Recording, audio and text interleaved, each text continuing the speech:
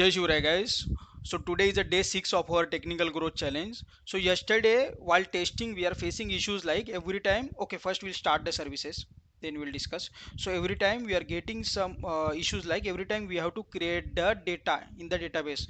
Because whenever we are starting the services after changing anything at that time h2 database will restart, so again we have to create the data. So today what is our task? So we are going to try the things in the database, like it will automatically load the data whenever we are starting the h2 database. So for that one, see, we have created this data.sql.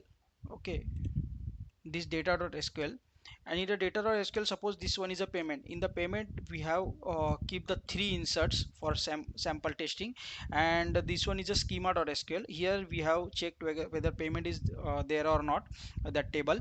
Then we'll delete, then we'll create table, okay, from the schema we have added and the data also we have added. So here three properties we have added in the application properties, which is a spring.jpa.hibernate auto, DDL auto is equal to none, where here it will not automatically create or update the schema with the help of Hibernate. So, and this property which will help us to load the schema.sql and data.sql which we have created here for loading the data. And this one is like a Spring JP refer data source. This one we have keep as a true, because it will run our data.sql and schema.sql after we have set up the, it will automatically set up the data source, then and then it will run the query. Otherwise it will not, it will save our time. So what we have done here, see, here if you'll check here, see, we'll check here. So like all the places we have changed this one. So this one is for payment, this one is for suppose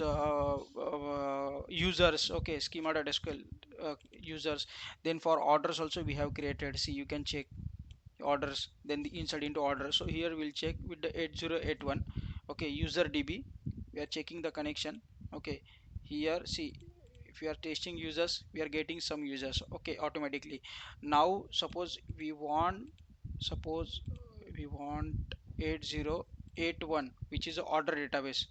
So here we'll put db as a order db, test connection success connect.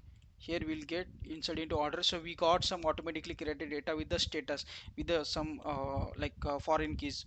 Now we'll go to 8082, which is a payment database. Okay, sorry, here we have to change the pay payment database. So here we are checking. So here if we'll check, here we got the payment database. So whenever every suppose delete from payments, so now we don't have any records in the, okay, payments.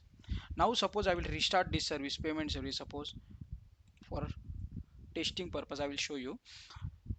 Suppose we have started this service again. After deleting the data, automatically again it will load the data and it will save our time of testing. No need to create data. So here we can like get the sample data. So whenever you are testing in the local, at that time it will be helpful in the productions. So suppose you want to test something in the production. Okay, so here test connection connect. See, here you can check data is automatically loaded. So that's why it is saving our time. So this will be helpful like for us in the Kafka and microservices architecture. You can also join my challenge, and you can also take any technical growth challenge, and it will be helpful for you in the longer run, guys. Thank you.